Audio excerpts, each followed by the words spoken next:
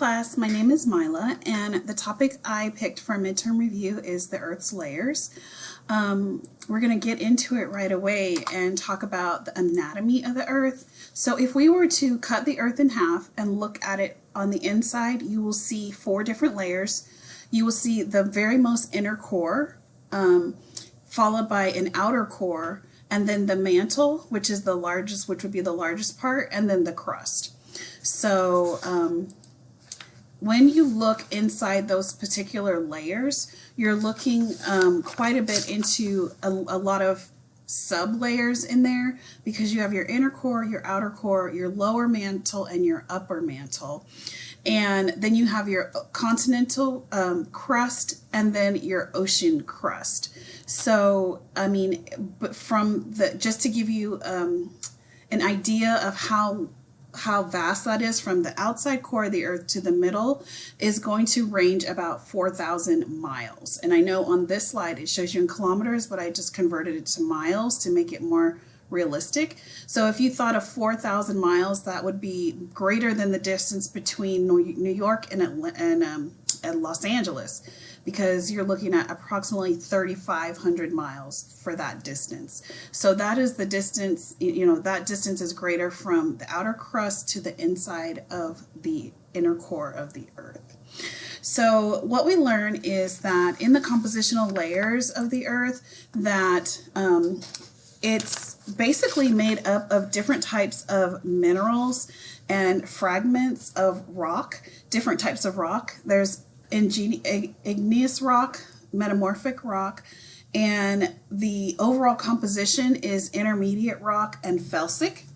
The smallest part, that's like 5%, is ending up being sedimentary rock, which is kind of like a mudstone. Then your mantle has like several different layers involved in it. It is composed of different types of minerals.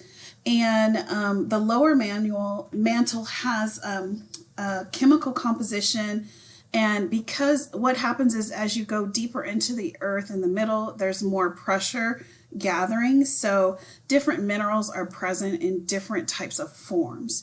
So when you look at our lithosphere, which is the outermost layer, which is about the first 125 miles from the surface of the Earth in, it's more rigid. And then you have your asthenosphere, which is going deeper and it gets a little softer.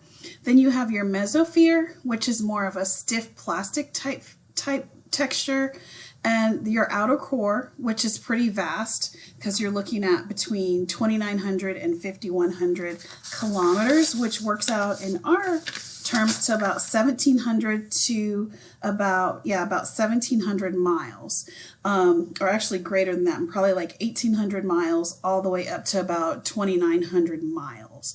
And that is more of a liquid composition. And then the inner core is solid. It is extremely, extremely hot because of the pressure that it's under, and just with it being in the middle there, the core is composed of iron and nickel and a little bit of oxygen, and it's roughly 6,300 degrees Fahrenheit, and that's not Celsius, but Fahrenheit. So if you think of in terms of Fahrenheit, your stove that we cook at is typically 350 degrees. So the core of the Earth is approximately 6,300 degrees. So I don't even think in terms of heat we can even imagine anything that hot. So basically, I took my references from our online textbook, and so it's chapter 9, Earth's Interior. So if you want to read up a little more before the midterm, definitely do so. Bye-bye.